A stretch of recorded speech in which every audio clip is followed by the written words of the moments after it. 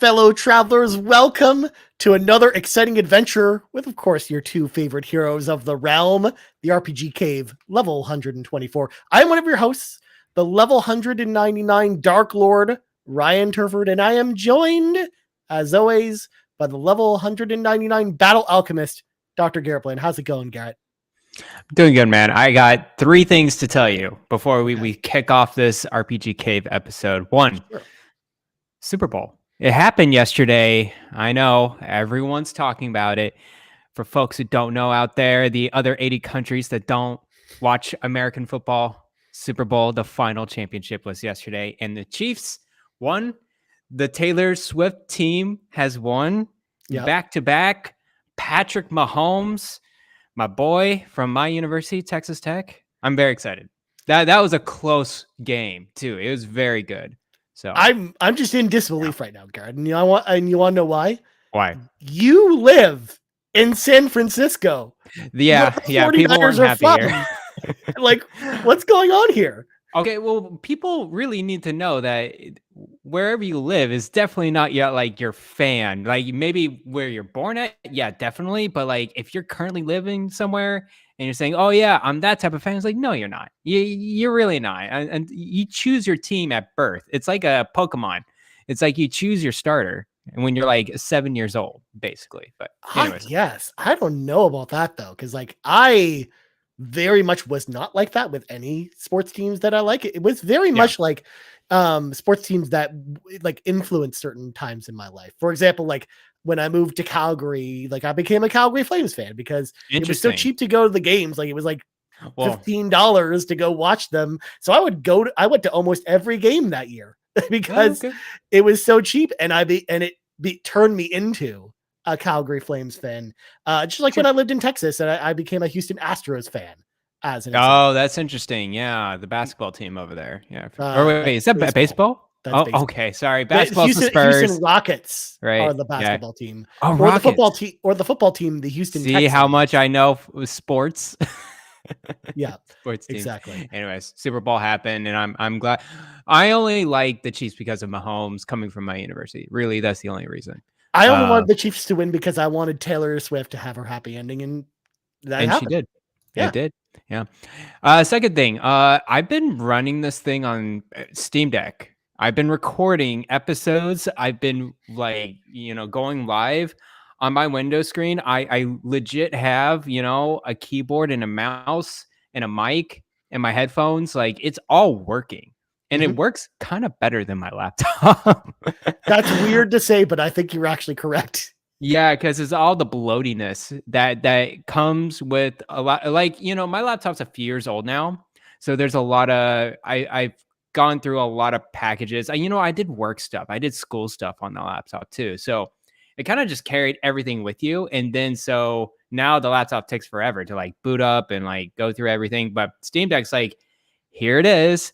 You're only doing this. And it's just quick and snappy. I love it.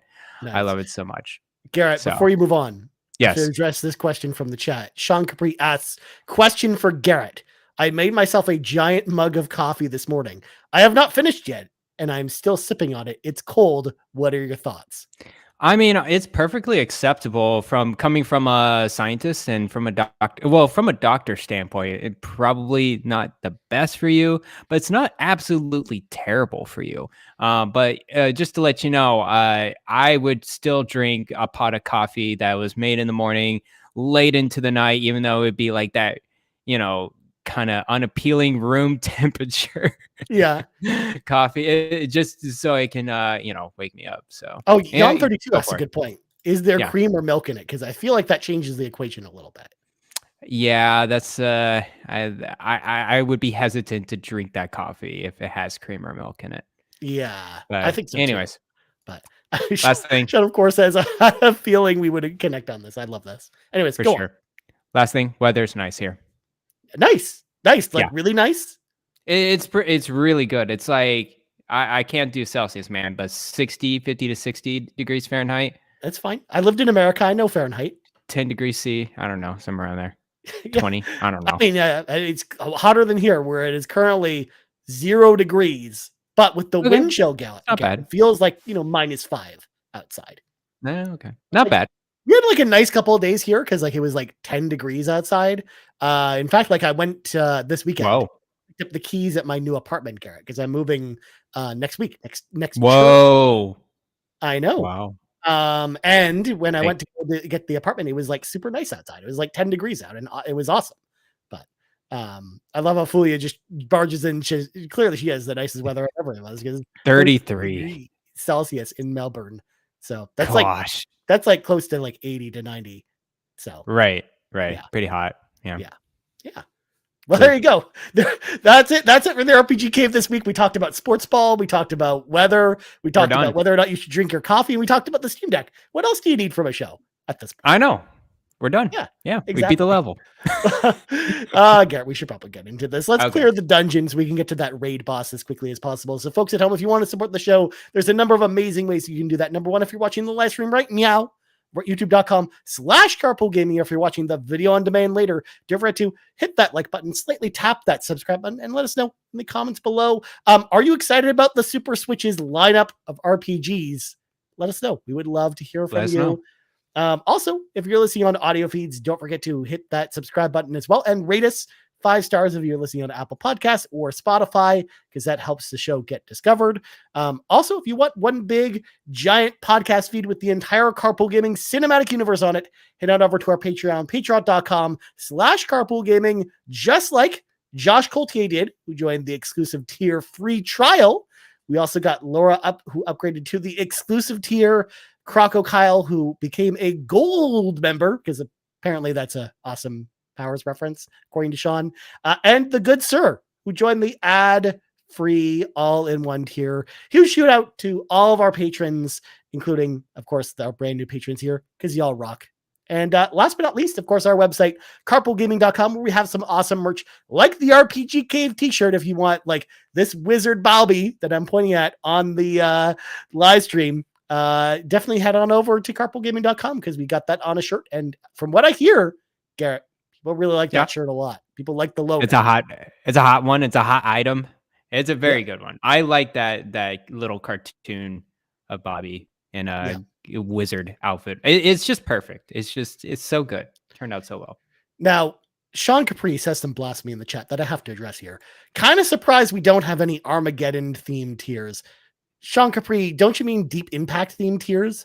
Because that's what we really need, is Deep Impact themed tiers instead of Armageddon, because clearly that's the better like end of the world asteroid movie. Okay, clearly it's superior. We all know this. I got into something that I did not know was going to happen right now. All right, Garrett's just like, get us out of here, Chewy. We need to get out of here.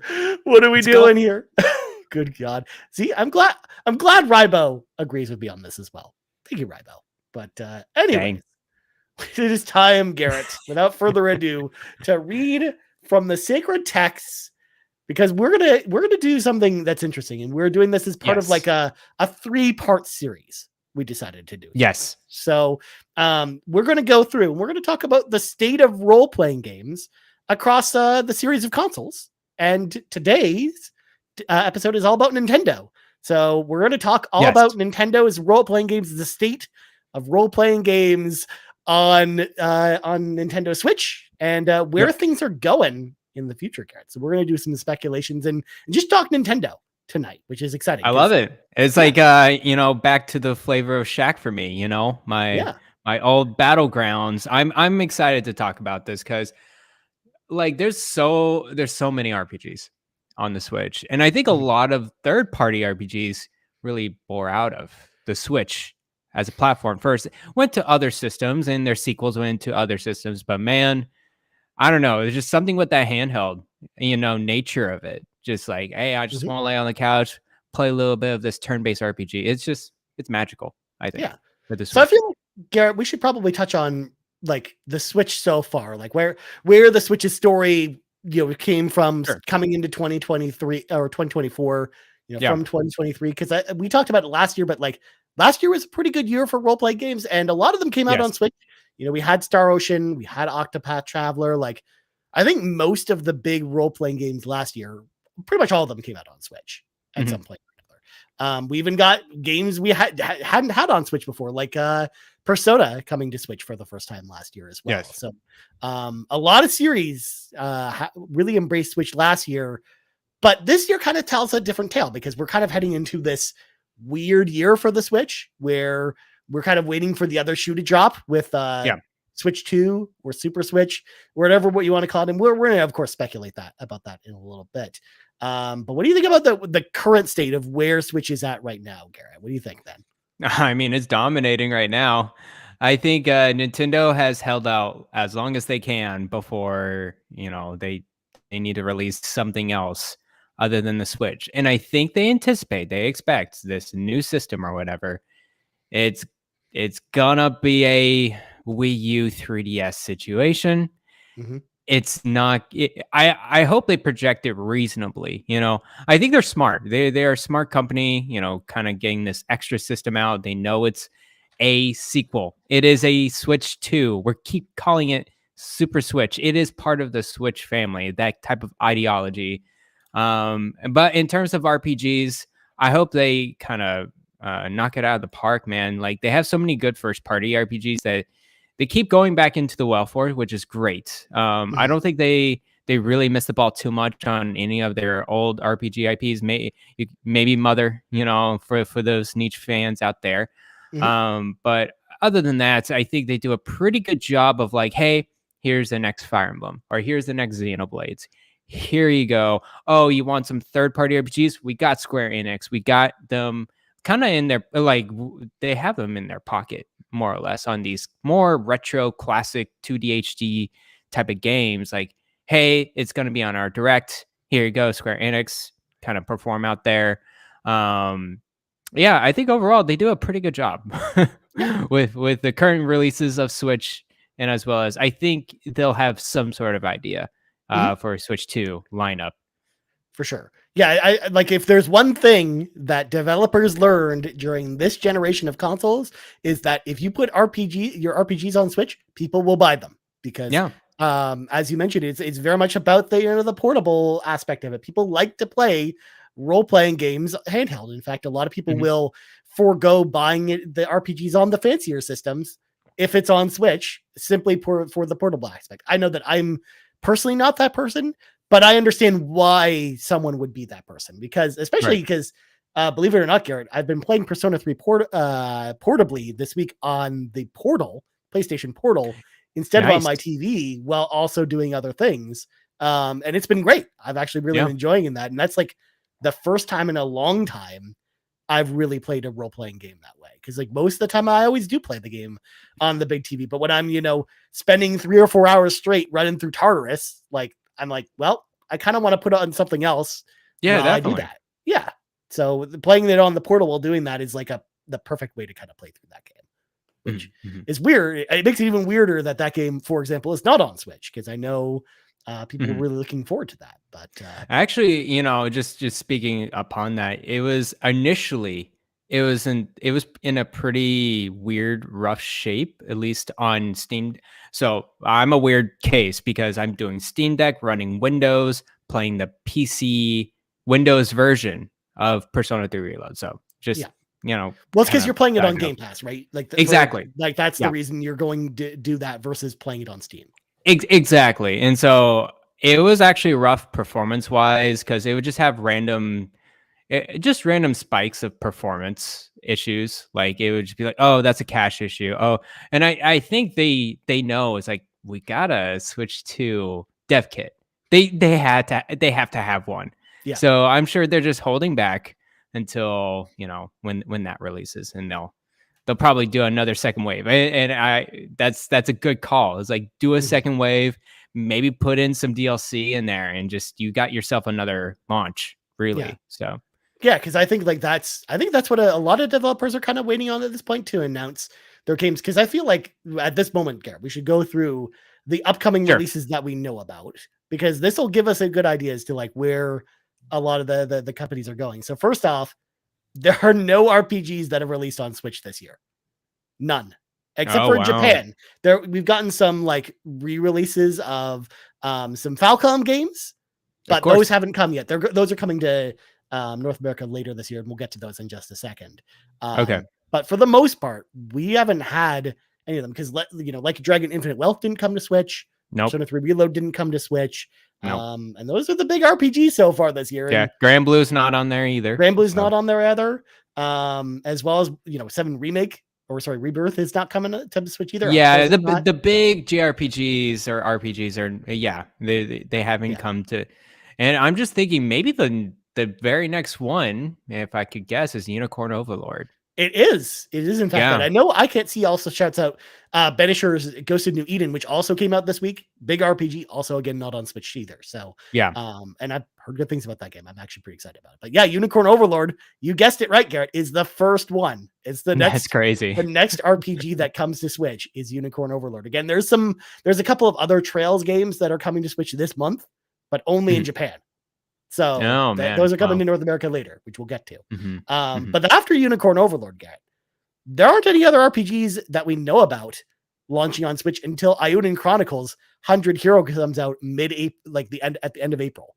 So okay, long time. Man, a little bit of a drought going on with at least the RPG scene of Switch. Yeah, there are other Switch games. We're only talking about RPGs tonight. Right. Yeah, because like Princess Peach Showtime is out next month, as well as some other Switch games. So, also that month we also got Saga Emerald Beyond. That's like the I keep forgetting about that one. Yeah, it looks rough, man. Like that one looks like a toss up of maybe a 60, maybe a 75, 80. It feels that kind of realm. Yeah. Yeah, I don't think it's gonna be blow anyone away, but I also don't. I have a feeling it's not going to be terrible. I have a feeling it might actually be a good game. Not great, but I feel like it's probably going to be a good game at least. Like most of the Saga games are. I think one redemption was Golden Sun 1 and 2 coming out on NSL recently, like a few weeks back. So that's true. I didn't think about that, but you're absolutely right, Garrett. I feel like that's like that is like the first one we've really gotten at this point. But after that, Garrett, on May 22nd, this is one that I just discovered tonight. Cards RPG, The Misty Battlefield is coming. I love it on Switch. And guess what? It's a tactical role-playing game with cards. Who knew? Who knew? I love it so much. There's a demo of it, by the way. I just looked into this now. There's actually a demo on Steam as part of Steam Next Fest. If people actually want to try that one out. But wow, yes, it looks pretty cool. It's got like a cool art style to it. But that one's coming out in May, and then sometime in May, but we don't have the exact release date for this one, Garrett. This is the last one that we have any kind of semblance of release date on. The re-release of Tokyo Xanadu EX edition, coming to Switch, which I know you're a big fan of from the Vita. I mean, yeah, I played a little bit on the Vita. I shouldn't say big fan, but you played. I played a little bit of this game on the Vita for sure. It reminds me that I've heard of that name and I know that game. I played a little bit on that. I think I have it on PlayStation actually. I need to play a little bit more of it, but cool. Right. I'm glad they're re-releasing it and putting it out. Yeah, the Switch version coming soon. And then the following games, Garrett. There's only 4 more. And then we're out of games. Wow. We don't have release dates for, but we just know they're just dated for 2024 at some point. So Deca Police, that's the new level 5 game. That looks so good. But I just want to shout this one out because it reminds me of Astral Chain, not in a sense of gameplay, but just more of the vibe. Yeah, the style of this game. The style it's a futuristic kind of, but cartoonish, kind of outlandish in a Japanese anime setting. It has some police in there, it has, it looks really good. Every time I see gameplay of this and like going through the motions, I'm like, I'm getting more excited about this game. So yeah, I'll keep a lookout. And this is level 5, right? Level 5. This is, they haven't made, they haven't made a game released in the US or in the West in quite some time. They did one kind of, one of those big Gundam robot games that was only released in Japan. Yeah, so, like the SD Met game or whatever. I can't remember what it's called. Right. I know which game you're talking about. Yeah. Right. But so nice. That'll be cool. Now, before I read the next 3, Garrett, we talked about Golden Sun. You got the chat lit up about Golden Sun.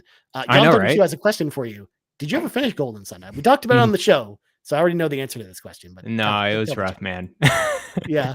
I think I would take another stab at it on Nintendo Switch. Yeah. Online. Okay. More than my Retroid Pocket, which is kind of outdated now. It's just a little bit rough on the edges. So yeah, I might get back to it on the good old NSO later on. It might be tough to get back there though, because you got to finish Lunar first, and then you want to. There's a game you've already told me you want to play after that. I know, and then I'm gonna make you play Shining Force 2 eventually. You know that's coming at some point. So like, I made some progress this morning with Lunar. Okay. I'm getting through. So nice. Yeah, it's good. It's a good game. I like it. See? There you go. Sega CD games, Garrett. Still good. Still good. Yeah, still good. Continuing on, Fantasy Life I, The Girl Who Steals Time. It's coming out. Of course, it's a Fantasy Life game. It's a farming RPG, but it's still an RPG. It still counts. It's still on the list. Then I'm pretty excited about this one. I really like the original Fantasy Life on the 3DS. Think of this as your what's the other RPG that's like this? That Harvest Moon? like 5. There's Harvest Moon, but what's the other? Rune Factory. Oh, right, yeah. It's a lot like Rune Factory because there's so many different classes involved with Fantasy Life and sorry, Ribo in the chat. That is not what we were saying. Anyways, Fantasy Life, I can't wait for it. It'll be really good. Nice. No, I mean, I don't play farming games, so this is one that's a pass. Yeah. But next up, a Garrett Bland special, The Legend of Heroes: Trails Through Daybreak. It's coming to Switch sometime this year. Of course, already out in Japan, but coming to Switch sometime this year. Yeah. Oh, I forgot there was an extra one that I moved up the list and it skipped over. The Legend of Legacy HD Remastered. It's also coming out. That's like the prequel to the Alliance Alive. Oh no! Why are they doing that? Because people bought that game, so they wanted to get the prequel. Buying these games? and of course the last one that we don't have the release date for, Paper Mario: The Thousand Year Door. Of course, people are very excited about. But yeah, I would think that would be first half of the year. Yeah, I think they said so as well, but we just don't really know. We don't have it. We don't have a date yet, but I assume next direct, the imminent direct that's coming out this week, we'll get a release date for Paper Mario. That's assuming it's not a partner showcase this week. I can still totally see it's just Paper Mario. They're just slipping it in there and be like, well, but by the way, we got one more thing. Yeah, I know, right? No, the one more thing will be the imminent release of Metroid Prime 2 Remastered, and we'll all rejoice. It'll be great. Yeah, sure. Sounds good. I just murky with that. But yeah, like that's a very small list when you consider how big the Switch is, Garrett, for how many RPGs we got, let alone last year, let alone how many years. Like we've gotten so many great RPGs on Switch. Like you can definitely tell it's like its time has come. People are moving on to the Switch 2 and they're getting ready, Garrett. They're prepping their games for the next console. They're done with the stinky old Switch. They're ready to move on to something else at this point. I don't blame them. What is it now? The 7-year-old, but more like a 9-year-old mobile processor. Yep. I just get that in your head. This is a 9-year-old processor in our Switch, and we're still playing games on it. It's just insanity. But yeah, I'm ready for Switch 2. Yeah, it is crazy to think about. So yeah, like that's the state of Switch. Like currently in 2024, we're like, those are the games that we have to look forward to as far as we know. Again, to your point, Garrett, with the imminent Nintendo Direct that we're assuming is happening this week, I would imagine that even especially if it's a partner showcase, we'll get a few more RPGs to look forward to before Switch 2, because I imagine some of these companies have more role-playing games for normal Switch. Oh yeah. Than we know about. But it's gonna be interesting to see how that all shakes out later this week. Do you have it? In fact, Garrett, before we move on to Super Switch, do you have any predictions? Are there any games you think like might still come out on Switch that we don't know about yet? I think Square Enix has Dragon Quest 2D HD. Is it Dragon Quest 3? right? They Yeah. have announced. I think that's still definitely coming to Switch, Okay. and it'll be released this year. That's my hope. Okay.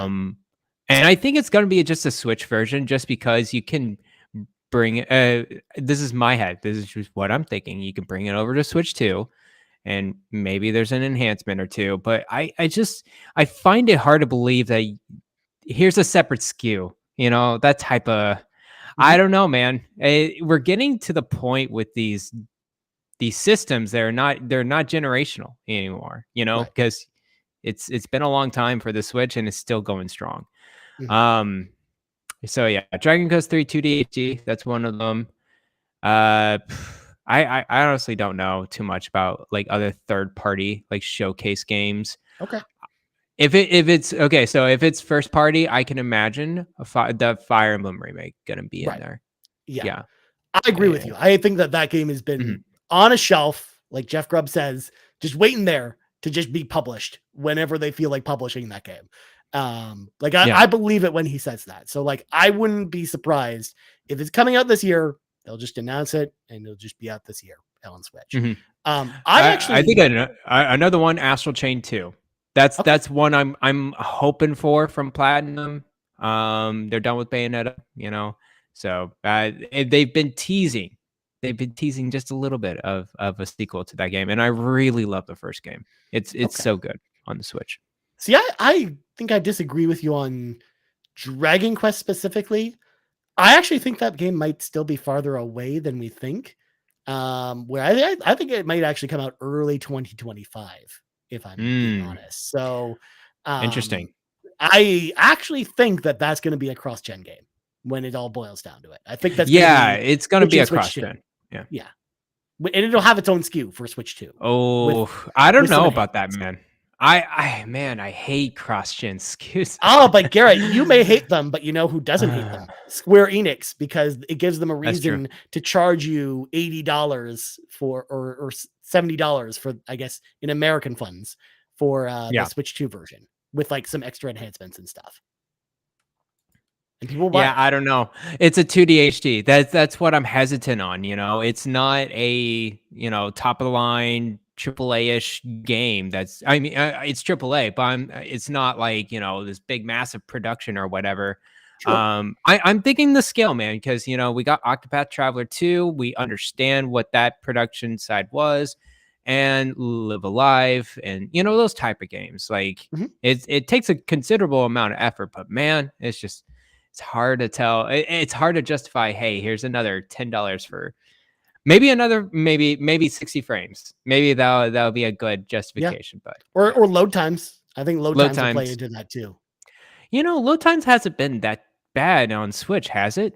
No, but That's a good I question. think Yeah. that'll be a selling point is that it loads Mm, even faster than normal Switch because it's on there's like an SSD or something in there. It's again, it's tough to mhm. speculate because we just don't know what More actually is particle going to effects. be that. Yeah, we just don't know what the makeup of Switch 2 is going to be like. But I feel like load times for a lot of games is going to be like a selling point in the same way it was for PS5 and Series X games. See, I push against that just only because Xbox 360, or sorry, not 360, Xbox One and PS4, they were hard drives, they were Right. hard disks. Whereas with Switch, it's internal memory or micro SD card, and Mhm. they're pretty decent. They're not like, you know, SSDs 1 millisecond. I'm sure we'll get the Digital Foundry analysis I of guess, them, but but Garrett, yeah. you clearly have not compared Fiat Rhythm Final Bar Line on Switch versus PS4 because some of the load times in that game for Switch are ridiculous. Like Mm, yeah, sometimes you load up a song and it takes like 30 seconds to get into a song, that's a good point. whereas on PS5 it takes 4 seconds. Like there are games that are Yeah. like that on Switch, like I think games that's with the longer way load the times. assets are loaded. Yeah, I could see that being more optimal in Yeah. a Switch 2. So Yeah, which is you got why a I think point. like for some games, especially third party games, I think that's going to be like a selling point for some of them as I to hope like why Xenoblade get the Switch Chronicles 2 update. 4 doesn't run on 20 frames per second. Please, they'll find a way because they'll want to boost the resolution as high as possible, like a lot of these The developers do. resolution was just like it was like pudding on the Switch Right. screen. Xenoblade Chronicles 2 was literally like 400p on Yeah. that small screen. I was just like, Oh, my goodness. dude, have you thank you for reminding me of this. Yeah. Have you seen videos of the Final Fantasy VII Rebirth demo in performance mode? Oh no, I haven't. It No, no, looks no. like what you just described, where it looks like Oh, there's just Vaseline just rubbed all over the screen, and like everything is like really soft and stuff. It is not a good looking game when you're playing in performance mode. When you play in like graphical mode, sure, it's locked at 30 frames per second, but it looks like 100 times better. Like it looks like you're playing it on a different yeah. console. There is that, kind of borderline where a game gets, a little too rough on the edges when you want performance mode. Yeah, exactly. No, and I think a Um, lot of Switch games are kind of like that too. So, yeah, yeah. I agree. Yeah. So how Garrett, how does Switch 2 change the game? First of all, Mm, do we suspect like when we look into our crystal ball with the Switch 2 launch, how many RPGs do we really see in like the launch window? Like because mm, like for the Switch as an example, there were 30 games in the original Switch's launch window, and I think only like 8 of them were RPGs. I do think there's going to be more than there were last time mhm. because of the nature of how RPGs are received on the current Switch. But like, how do you feel? Like, first of all, how many games do you think are in the launch window for Switch 2? And also, how many RPGs are we actually really getting this year on Switch 2? Yeah, that's a good question. Um, I'm just trying to think when Switch 2 will be even announced, let alone released. So Um, let's work under the assumption I'm pretty sure it's going to happen in March before their fiscal year ends. Like, it makes sense for them to so do it's it going to then. be announced before March, right? Well, it'll be announced probably in the month of March is what I'm expecting. Okay, yeah, Because their definitely. fiscal And year ends at the end of that month. mhm. So I think if that's the case, it'll be released. It can be released in a few months by Mhm. that point, to be honest with you. I could see it before summer. Um, I could see it, I would say late May. Okay. Like, yeah, I would say late May, early June. And if that's the case, I can see maybe, man, 30 games with the lineup is a lot. Mhm. Um, Yeah, it was kind of ridiculous because I remember yeah. like going to a press event and for the Switch before its launch, and they're like, "Here's every game that is part of the Switch's launch window," and there were 30 games to play there, and it was Mhm. ridiculous. There were so many games to play. See, the fact that, is again speculation that your entire Switch library carries over Yeah. to Switch 2. So I'm assuming that. I don't think there's not going to be nearly as much on launch day. I can imagine maybe 20 games. How Okay. about that? 20 games seems fair. To be released, and I would suspect maybe 5 or 6 of them being RPGs.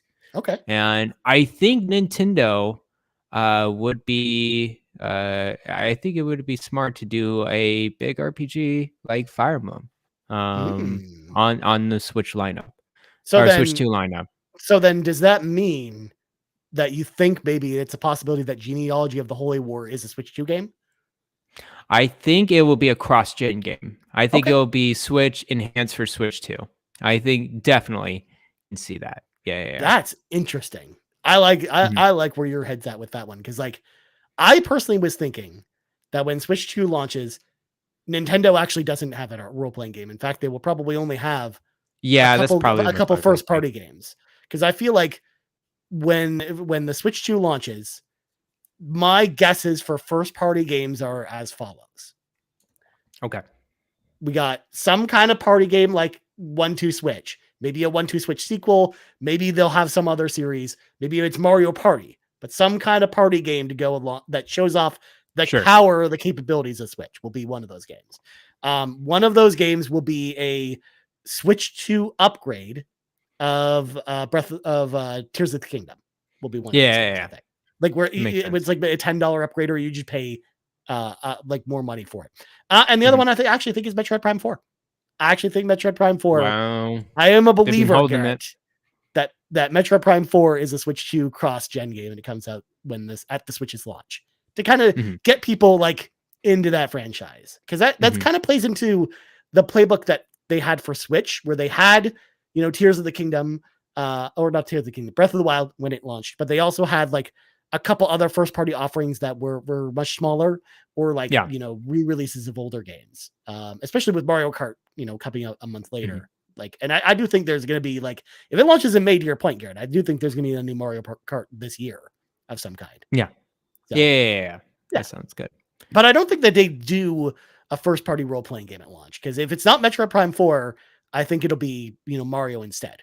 But I don't it makes think, sense.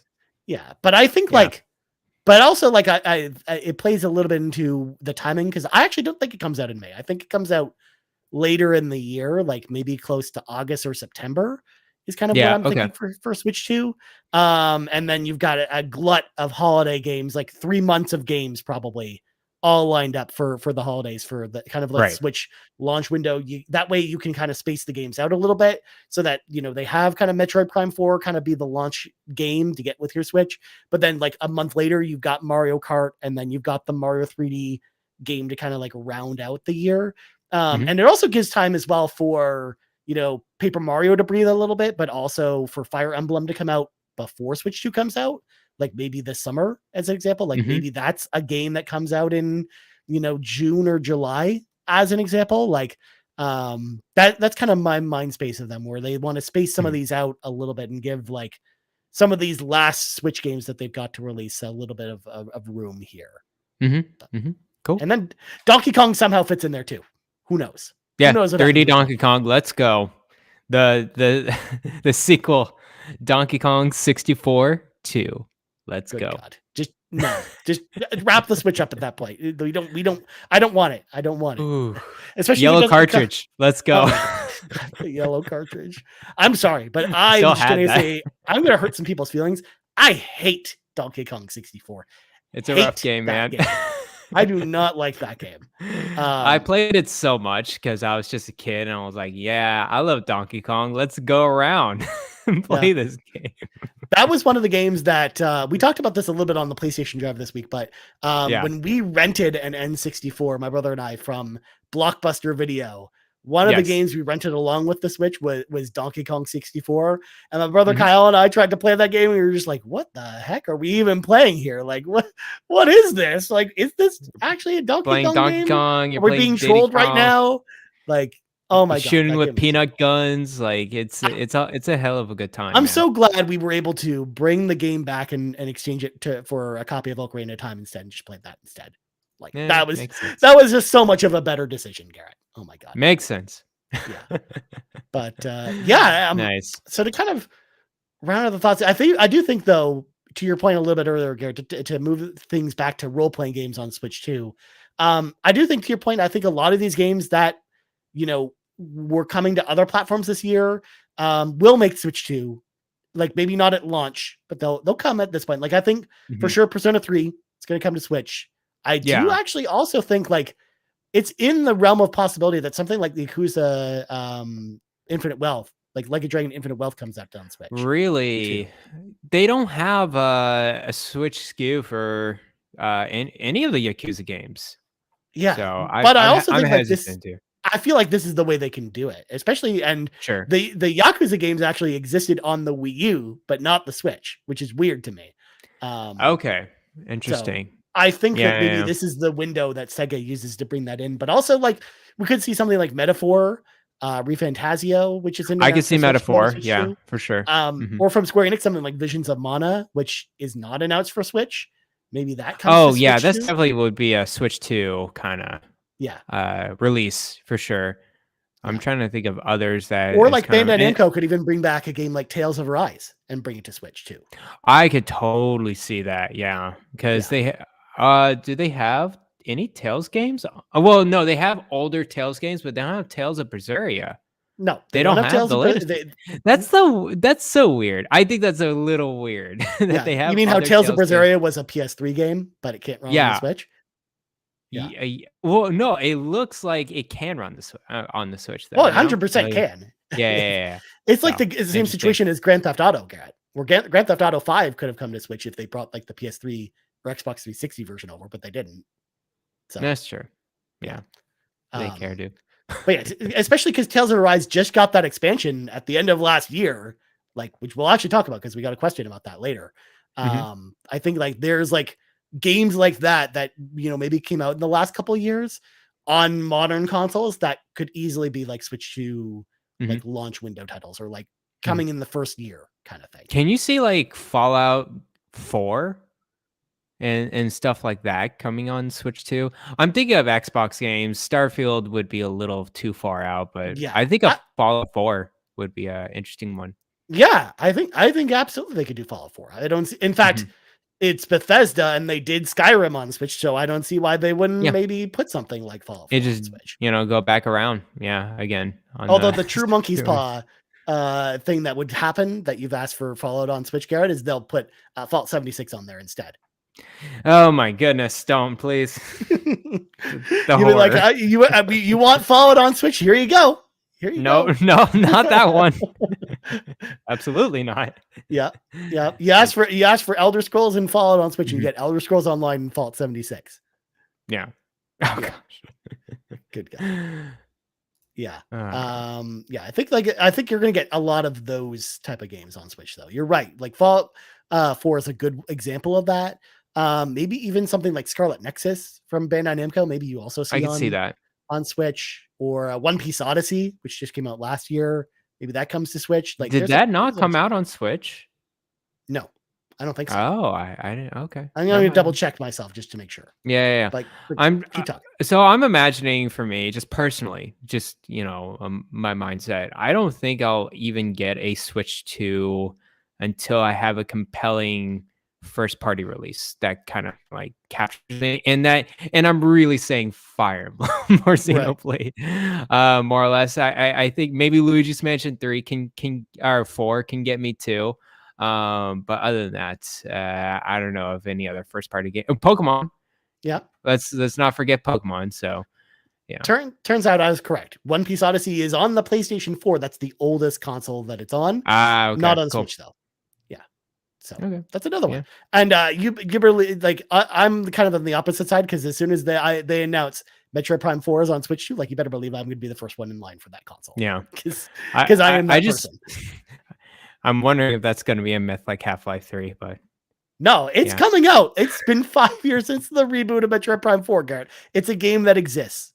It's coming out. Yeah. I feel it. It's not good. They're not going to StarCraft Ghost. Retro's cooking something, man. They've been cooking hard over in Austin. Look, it's not going to be Duke Nukem Forever and just take like 8 billion years to come out. It's coming out, Garrett. It's coming out. Okay. I know it. All right. I know it is. I believe you. Yeah. Tropical Freeze 2. Good God. Good God. Yeah, that's true. That's what they would do. I mean, I wouldn't mind that. Tropical Freeze is a good game. But it's a great game. I love it. Yeah. Or God forbid, another Monkey Paw moment. You get Federation Force 2. Oh no. That would get people to riot a little bit. Rybo makes a good point. What if Skull and Bones came out on Switch 2? Could. Probably. We'll see. Suicide Squad Kill the Justice League could technically come on Switch 2 as well. Don't just stop stop calling out games. It'll come to Switch 2. I'm done. Oh my God. You're done. Garrett's done with the Switch 2 stuff. Well, before we move on to questions, Garrett, did you have any other things you wanted to kind of mention to wrap up this conversation that we haven't said already? Yeah, I just want to say some unique things, unique RPGs on the Switch itself. Tokyo Mirage Sessions, Sharp FE, originally a Wii U game, came out enhanced, I think, on the Switch. It's really good. It's a very good game. It melds in Fire Emblem characters with Shin Megami Tensei themes. Overall, very good turn-based game. You got the Fire Emblem series, of course. I'm really excited for this remake of the genealogy of the Holy War. Shin Megami Tensei series, we got 5 like recently, like a couple years back. It's not come out to any other system, which I'm personally surprised by that. Well, we also saw the ESRB rating of the PC version, but it just hasn't come out on PC. So that PC version exists and it's been rated, and the ESRB does not rate fake games. So that's going to come out at some point. Who knows when, though? Who knows when? It's kind of crazy to hear. Of course, with Square Enix, we got Octopath Traveler and Bravely Default. I think those were like kind of like the base games that came out on Switch. Now it's like in other systems. Of course, Xenoblade Chronicles is a big series. I don't think we'll see any kind of Xenoblade Chronicles game announcement this year. I would think next year would be the start of that. Pokemon Day, February 27th. Mark it on your calendars. You will get a new Pokemon game this year. It will come out on Mystery Switch Dungeon 365 over 2 days. You know, I would play that. You know, Pokemon Mystery Dungeon is freaking dope. So let's go. Triangle Strategy is another big. I know it's on other systems, but it's pretty big on the Switch. Super Mario RPG just came out, really good. So those are kind of the overarching RPGs I wanted to highlight. Those are the key RPGs. Itself. Yes, and of course, I'm going to mention this in a second. One of the best RPGs on the Switch that people don't talk about. 13 Sentinels Aegis Rim. Right. Very, very good role-playing game on the Switch. Just throwing it out there. Giving it a shout out. Especially because I'm going to give it a shout out in a few minutes. So nice. There you go. There you go. The Switch, great console for role-playing games. And honestly, like, if they can carry this momentum with Switch 2, with RPGs, like, it's going to be one of the best role-playing game consoles of all time. And I can't wait for it. So, definitely. I agree. They're going to cook us eventually, Garrett, with Switch 2. They're going to get us. I'll eventually get a Switch 2. It's just, I don't know. I don't know when. I don't know when they'll get me. Last time they got me, like, pretty quickly with Breath of the Wild, to be honest with you. Yeah. Life is going to find a way. Whereas definitely as soon as they announced pre-orders were live, like, I immediately went to my local EB Games and then stood in line in like the minus 20 cold. And I got my pre-order and I was like, all right, I'm ready. I was there day one and picked it up in store. So I would imagine doing something very similar with Switch 2. But let's move on with some questions. We got two relating to the topic. We're going to start with Rybo, who says, someone has to ask, is this the golden age of RPGs on Nintendo platforms? And why is the answer no? It's the Super Nintendo. Oh, okay. That's a very Nagachaka style question. I mean, it kind of is. I actually think, pound for pound, the Switch probably has a more consistently good library of role-playing games than the Super Nintendo did, but also there's some real bad ones too. There's some rough ones, yeah. And I think there's definitely way more bad ones on Switch than there ever were on Super Nintendo. But I'm curious to know what you think about Rybo's question, Garrett. Golden age. I keep hearing that term. Golden age of whatever, of certain type of games or whatever. I think the convenience of the Switch is the handheld portion of it, and I think it makes it more accessible to RPGs that are becoming more accessible. I would say I am enjoying a lot more RPGs than I ever would on the Super Nintendo, even though Super Nintendo has some seminal, especially third-party RPGs. It's really NX. Right, it's Chrono Trigger, and then Final none of those were developed by Nintendo. Like, God forbid. Yeah, like it was Square, it was Enix, and then you had a couple of other third-party ones doing some good companies. Yeah, Natsume exactly. With the Lufia series or Harvest Moon, some other ones. Exactly. Some good other RPGs on Super Nintendo. But you're right, a lot of Square stuff, a lot of Enix stuff. Right, and it's just now it's like, okay, we still get a lot of those third-party stuff. They come out on other systems, but there's a lot of good first-party RPGs as well. So, anyways, I have to shake my head at this comment from Rybo. The Switch does have Square Enix classic Various Day Life on it. That's true. You're not wrong. Man, you keep saying Various Day Life, and I feel like a baby cow dies or something like that, or 1,000 of my brain cells just disappear every time I hear that term. Yeah. Various Day Life. But also shout out to Rybo, who also brings up Breath of Fire, which of course was a Capcom series on the Super Nintendo, which was also really good.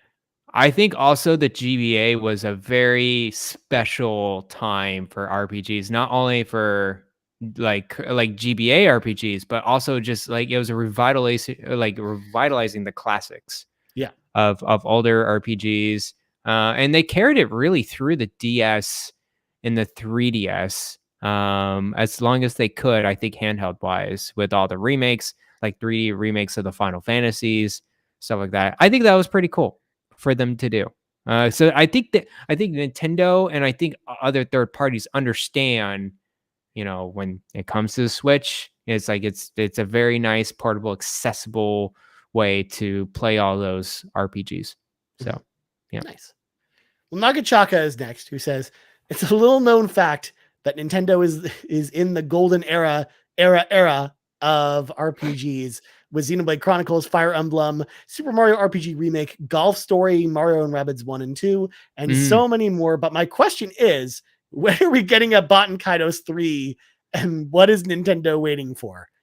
I think it's because none of y'all bought the Baten Kaitos collection that they're not coming out with a Baten Kaitos 3 at this point. It's not even part of the vouchers, the Nintendo Switch vouchers, which is kind of crazy. I love the art design of the Baten Kaitos re-release or whatever. I did not get it. So I know, I feel like I'm one of the shameful people that should have gotten it, but I haven't gotten it yet. I'm just kind of waiting it out. I wonder if they'll ever do a third one of those. I think they were testing the waters with this to see if people were interested, and I just don't see Monolith Soft going back to this series.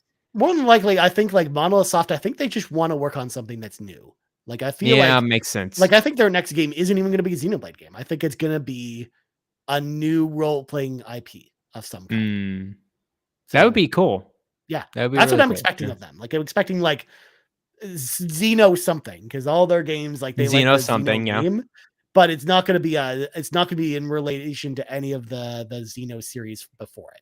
Like it's going to be a brand new thing, or maybe they don't even. Maybe they actually decide not to do Xeno in the name and just do something completely different. But like that'd be cool. I'm pretty sure that's the direction they're going in, is something totally new. But next up, we now got, of course, the more general questions. We're going to start with Skinny Matt, and there's a visual aid for this question, Garrett. I love it. So audio listeners, if you want to see the picture that I'm about to show up, either head on over to the Carpool Gaming Discord, go to the RPGK section where you'll see this question, or just watch the video version because it's on here. But Garrett, Skinny Matt asks, which one of you would be most likely to buy this? Yes, this has everything included in it, and it is region unlocked. So for folks that are watching the video version, this picture, I don't know if I can zoom in a little bit here. This is of a GameCube with a Game Boy player that is Tales of Symphonia themed. It's going for apparently $999 from That's too much, man. This is being sold from. And it's like a Japanese console. Like it's a Japanese region-free GameCube in the style of Tales of Symphonia with a Game Boy player attached to it, Garrett. So, man, that's wild. The GBA kind of attachment to it. That's so much money. Well, I would not. Garrett, I mean, I've got mine right here. In fact, I'll switch over. You've had it for a while, though, right? Yeah, that's true. I've had this one. This is my Chrome GameCube, and mine is also wanted to be region free as well. So I had a Chrome GameCube. It was super dope, and I wish I would have kept it because I think I love GameCube so much. Well, mine came with like that. I got the bundle with Metroid Prime. Like when Metroid Prime came out, like that was the bundle that came with it. So that's cool. Yeah. Would you get this one though? It looks cool, but I would not pay $1,000 for it if it was reasonably priced. Maybe. But if I know someone, Garrett, who wants this, Kevin Ainsworth is probably that person. Yeah. Isn't this his favorite game or whatever? It's his favorite game of all time. Yeah. Okay. Yeah. So I imagine this is a Kevin Ainsworth game. But yeah, definitely not me, man. It's yes. I love Tales of Symphonia, but that's way too expensive for it. All right. Next up, we got Savoy Prime, who says, "Hey friends, 2 questions for the show. Question 1. Oh my God, Garrett. Why is Garrett such a Falcom hater? Me, Kevin Ainsworth, and Matt Sawinski need to know the answer for this. Hashtag justice for Falcom." So Garrett, explain to Savoy Prime why you're such a hater of Falcom, apparently. Listen. I'm not the fan of a poor man's Persona series. Okay. I can't even deal with this Falcom business going on with these spider webs of these mini JRPGs. They kind of connect together, but they kind of don't. I don't know, man. Like I hear so many opinions about these games when people play them, and I'm just like, I'm kind of tired of 30 RPGs somehow connected together, but they're kind of not, but they kind of are. Type of business going on. So but okay, more or less, I'll play one of them eventually. One day. How about one day? Yeah. One day. I just don't put want it to on the list. dedicate, my next 2 years of playing Falcom games. That's not me. No, same here. Okay. That's why I was like, yeah, I played a couple, and I'm like, all right, I'm good. I don't need to play any more of these. Yeah. But they're not bad games. They're great games. I just like don't That's what I have hear. it's too much of a time investment even for me. So Yeah. Ribo asked the question, Ryan, do you have a Panasonic Q? I do not. Panasonic Q, Garrett, in case you didn't know, is the GameCube that came out in Japan only, that has like a DVD drive on it. So you can actually watch your DVDs on your GameCube while also playing your GameCube games. It's a cool looking console, but I do not have one because they're expensive. But Panasonic, man, they contracted with Panasonic to do that. they sure That's did. Interesting. To make like a Japanese exclusive console just for the DVD drive, which is funny to think about because this is after, of course, the Philips CDI fiasco and then all kinds of other stuff. So, second question from Subway Prob. Question 2: why does 13 Sentinels go so ham? Well, you see, the thing is, it looks great. 13 Sentinels is amazing. It's a fantastic strategy role-playing game. It's got gorgeous visuals. It's got a talking cat. It's got time travel. It's got weird science stuff that'll blow your mind. It's got everything that's great about video games in it, and I love it. And it's got incredible music as well. And I love Vanillaware. I think their games are incredible. So it goes so hard because you need to put that on my backlog adventures because I have it. It's on my. I have a PS4 version of it. I've had it for the longest time. I think I've had it since launch. Like 2019, whatever, 2020. Yeah, I don't know. It's a long time ago, guy. 2019, I think. I think it was actually 2020 because 2019. I remember Resident Evil 2 being my game of the year from 2019, and then have to check that. The year after was 13 Sentinels for me. So I don't know. 2020. Let's see. Garrett. Well, you fact check, Garrett. 2019. That's what I thought. Oh, but wait. That's the Japan release date? Oh, that's the Japan release date. That's what I thought. Because North America, I remember coming out in 2020. Okay. Yes. Moving on. Kevin Ainsworth, oh my God, says, so I mean this with all due respect. When does Persona 3 Reload get good? I'm 5 hours in and I'm really struggling. I say this after leveling. I say this after loving Persona 4 Golden and Persona 5 Royal. I want this formally addressed in recorded format. Kevin, the real answer is first. Yeah, go for Persona 3 Reload is good from the start. And I don't know what you're talking about. In fact, I think it gets going faster than the other Persona games do. Like you fight a shadow in like the first hour of that game. You know, in Persona 5, it takes you like 5 hours before you start combat. That's true. Game. Like, yeah. And then you do the beginning sequence, right? You do the very beginning thing, and then after that, it takes like 5 hours to get back to combat. No, it's less than that. Like I think you can easily beat the first boss, the first big boss in 5 hours of Persona. Yeah. Okay. Which Kevin mentions here. Kevin beat in the Discord, he mentions as part of this question that he just finished the first boss fight, the first big boss fight. Mm-hmm. So, I mean, I don't know what to say to this question, Kevin, because I personally think that it gets going faster than the other Persona games. And I think it's good from the start. But Garrett, as someone who's new to this, what's your rebuttal? What do you think about this question? Yeah, I want to save a little bit of my answer to this because I know we're gonna do a Persona 3 Reload review. Oh, we sure are. We're 100% doing that. So I'll just say that I understand where Kevin's coming from. How about that? I wouldn't say it's like totally extreme, like what he's thinking is so boring, but I think I know where Kevin's coming from in terms of just I wouldn't say pacing and just build up on certain things. It's not over the top compared to 4 Golden and 5 Royal. You just got to understand it is a little bit more surface level than I would say. Yeah. For sure. I understand. I get it from that perspective. In fact, Kevin, this is your open invitation. If you want to come on and talk to us when we're ready to have that conversation, just hit us up. We would love for you to be part of the conversation, my friend. But that'd be great. Next up, we got Antics, who says, "Hey friends, Xenosaga Remastered Collection or Chrono Trigger HD 2D, which is more deserving to be brought into existence on Switch/Switch 2 so that more can experience their splendor?" So I'm That's a good gonna question. say something that's gonna make people angry, Garrett, but I have to say it. Darn you. Chrono Trigger does not need an HD2D remake. Okay. They could just put that game on Switch Online and it's going to be amazing and people will love it. And even I if that's agree. people's first way to play that game, so what? That is a perfectly great way of playing that game. And I think that is what what I would rather see them do versus an HD2D remake. Because don't get me wrong, I think an HD2D remake of Chrono Trigger could be good. I just don't think it needs it as much as Xenosaga Collection being remastered because one, that series is stuck on the PlayStation 2. Two, there could be some modern refinements to actually make that game play a lot better. And three, I think it really it would be like the definitive way to introduce a new audience to that franchise, but also like get people to be more excited about like a monolith series that they just missed out on. So I personally think Xenosaga Remaster Collection absolutely deserves it more. Plus, Chrono Trigger is in a million different places you can play it on Steam right now, and the Steam version's been patched with a bunch of different patches to actually be not a bad way to play the game. So I think it's Xenosaga Remaster, but what do you think, Garrett?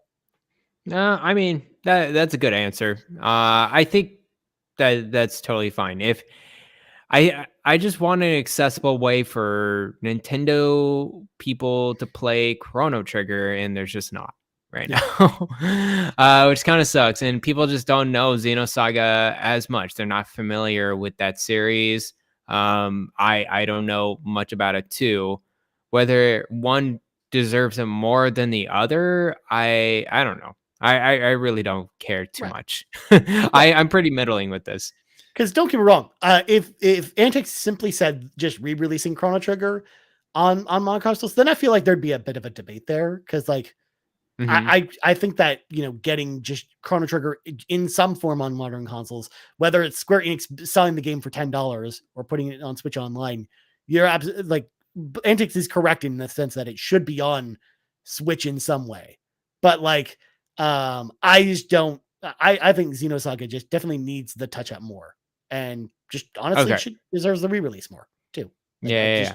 I don't think Chrono Trigger really needs an HD2D, but No, I also felt the played same way about Chrono Resident Evil Trigger. 4 as well. Yeah. Like when Resident Evil 4 remake got announced. So yeah, that's debatable. Well, with Chrono Trigger, I played it a few years back, like 3 years back on even my Retro Pocket, and I totally had a blast just playing that game still as it was. It was fantastic. So yeah, it doesn't really need although I would like to see what that looks like. I don't think it really needs a 2D HD. Yeah. It's a timeless game that a game like Secret of Mana is, or a lot of or Final Fantasy 6 is, where I don't think like those games really need HD 2D. But moving on, we got Solo who asks, when an RPG that you have played for long hours releases DLC over 3 to 4 years later, are you still motivated to go back to it? How often do you, and they have a second question we'll get to in a second. This is an example that to me, as soon as I read this question, Garrett, it made me think of the DLC that came out last year for Tales of Arise, because it got that expansion. So weird.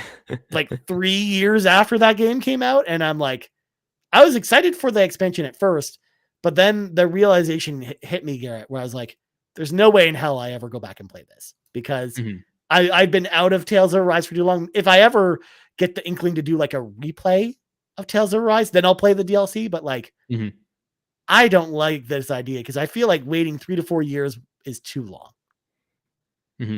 Is it 3 to 4 years? Oh, I guess it is for Tales of Arise. It is because it came out 2019. Right? No, it wasn't 2019. I think it came out in 2020. Oh, I'm sorry. It's way too early. Yeah, 2020. 2021. Yeah. Okay. Yeah. Sorry. I don't know why I think 2019. Which is still 2 years, but that's 2 years too long, man. That is a long time for a DLC. I think Xenoblade does a better job with its DLC. I think they do some like content packs, and then they do this bigger episode that can be a standalone-ish game. Well, at least for the second one. The third one is the DLC for that is definitely connected to Xenoblade Chronicles 2 and 3, and you definitely should play those before you play the DLC. I'm not a big DLC fan in Mhm. general. I don't like to go back to games that I know I've beaten and I need to do more of generally. Um, but if someone is highly praising something like in the DLC, then I'll go back to it Okay. and I'll definitely play.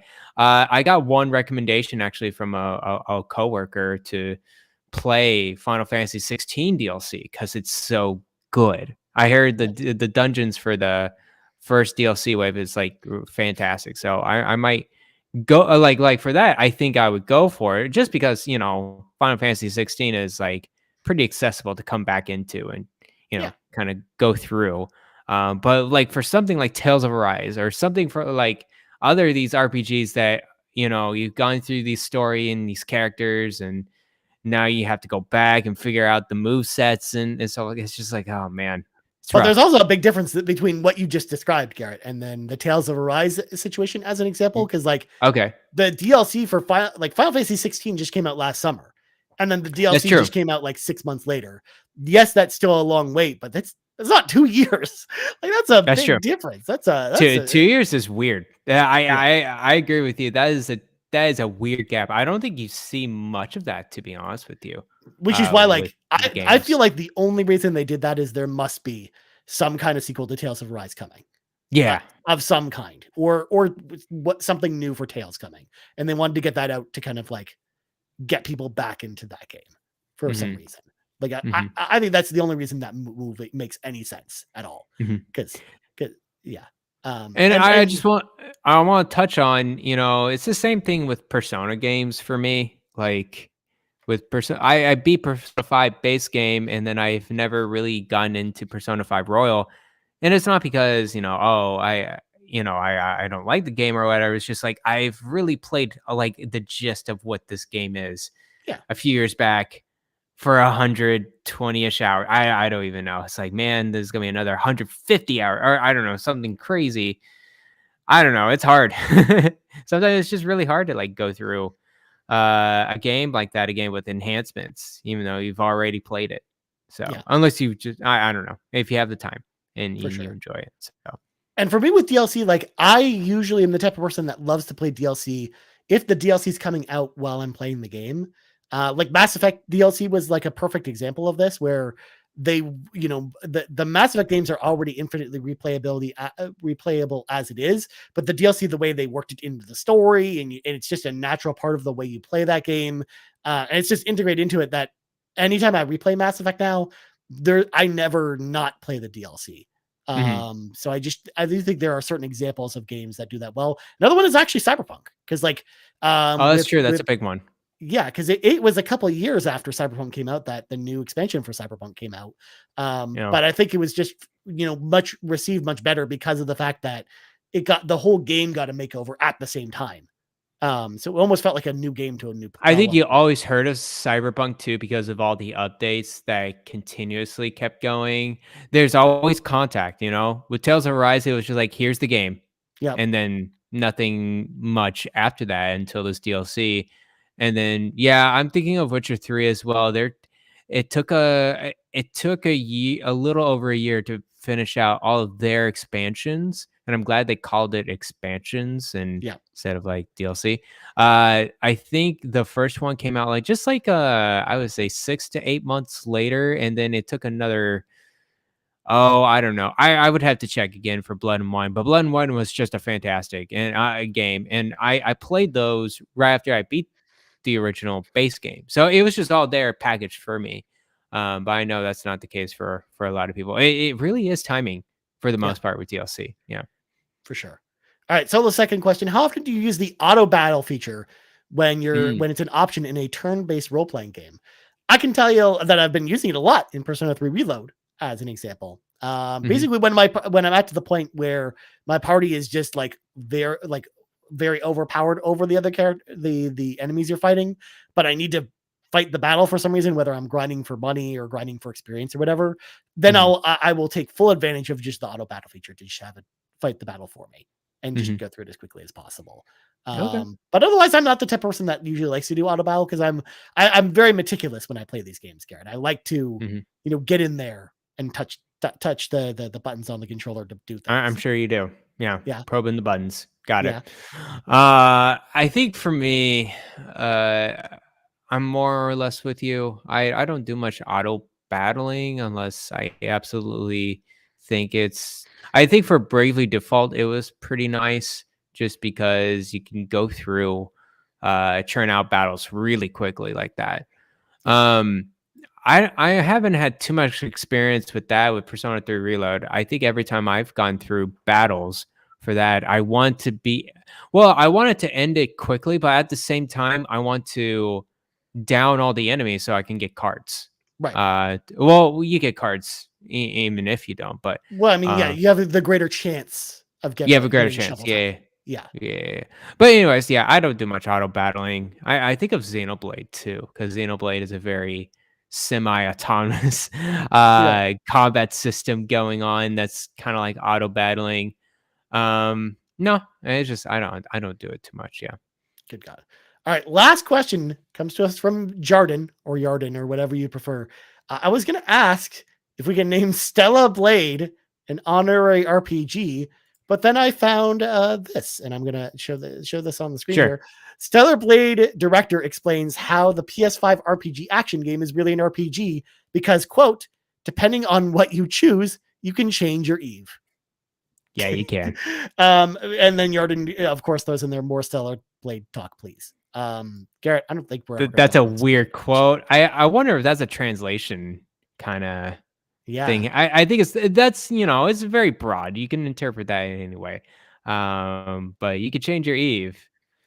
You can. There's a lot of hairstyles, a lot of outfits. You can do a lot of changing cosmetically, I guess. I don't know. Well, we haven't even seen skill trees or anything like that related to this game. So I'm interested to hear more about that. But let me tell you that is they paid. Did you see the quote where they're like, we had to pay particular attention to the back of the character? Oh, I saw that. You're gonna see that the whole game. I'm like, I bet you darn booty you will. Yeah, it's it looks like, other than that, aesthetically, it looks like a really good game. I'm pretty excited for it. Yeah. I will say, Yarden, don't expect them when we do like the PlayStation episode of the state of PlayStation role playing games in 2024 that we're going to talk at all about Celebrate, because we're not. So just throwing it out there. This does not count as a role playing game. So there you go. It's more of an action game, right? It's 100% an action game. It looks cool. Like Devil May Cry or Bayonetta. And it really is not like it's a Bayonetta Korean version. Yeah, exactly. For sure. Good God. All right, but before we go, Garrett, before we close out the show tonight, of course, we want to say thank you to all of our patrons. We're going to start with our ultimate producers. Cool. Tony Baker from the Quest 4 Pixels podcast. You can check them out over at youtube.com/quest4pixels today. That's the number 4, Garrett, not 4 spelled out. We also got Jonathan Brown, the man behind the music on the Xbox Drive and the PlayStation Drive. You can check out all of his music at the link tree found in the description of this podcast or right here on YouTube. Lee Navarro, the Phoenix leader of the Phoenix Overdrive Extra Life team. You can check them out over at phoenixoverdrive.com. And Cwagmire, who humbly reminds you that the best babes are in fact Xenobabes. Our platinum producers are Robby, Bobby Miller, and Jonas Young. And our gold members, Adam K, Anna, Awesome Dave 1337, BobLoblaw, Bowsah, Brad Moore, Brian Reese, Cecily Carrozza, CrocoKyle, Dan and Luma, Dannohh, Emily O'Kelly, Jan32, Marcus O'Neill, Peje EP, and Tim Aulph. Huge thank you to all of our patrons. And of course, head over to patreon.com/carpoolgaming if you want to join in the car with us. But Garrett. Yes. Garrett, plugs go. You can follow me at Twitter, @BlindExplosion. You can find me on Discord. I see that slander in the RPG cave. There's so many battles left and right. I don't know which side to choose. Keep on discussing, keep on chatting. I love you all. But yeah, you can see me there. And then also the Xbox Drive, PlayStation Drive. I'm very curious, especially this week, how Xbox Drive is going to go. It's going to be a bumpy ride for sure. Yep. People will have thoughts. And I just want to say out, like, personally for me, whatever it shakes for me, I don't particularly will have any emotion or like thoughts about it too much. I just want Game Pass wherever that is gonna be in, and I like it on my Xbox, but I also like it on my Steam Deck, as you can tell. So it just really does. It really doesn't matter for me as long as I have that ecosystem in there. I mean, So, if we learned that Avowed 2 is actually secretly a Switch 2 game? I mean, Something that like would be cool if it That's what I plays mean. well. Yeah, like I think that it opens the door to a lot of possibilities that I actually think is good for Mhm. Microsoft. So I agree. Like I think like whatever comes out of the podcast, the Xbox podcast on Thursday, not our Xbox podcast, the Xbox podcast that Xbox Right. is doing. I do think that it's going to be interesting one way or the other. So I'm interested to find out as well. Yeah. We'll be watching it. An Xbox Drive this week is going to be very interesting, I think. So Yeah, it will. make sure to tune into that, folks, Friday evening. Also, Garrett, luckily we've avoided the food wars on this on RPG Cave, and that's the main thing. No, we didn't. It's infiltrated the other shows, but luckily not this show. But no, we're penetrable. well, don't say that because they'll find a way. They're gonna be like those raptors in Jurassic Park where they're like probing the fence for weaknesses. Yeah, people are gonna do that. But as for me, you can find me on the old Twitter, otherwise known as X, at Ryan Turford. You can find us on Twitter as well as X as Carbo Gaming. God, I'm all mixed up right now. You can also find us right here, youtube.com/Carbo Gaming. And of course, podcast services around the globe. So for Garrett Bland, I'm Ryan Turford. This has been episode 124 of the RPG Cave, and we're out. Bye-bye.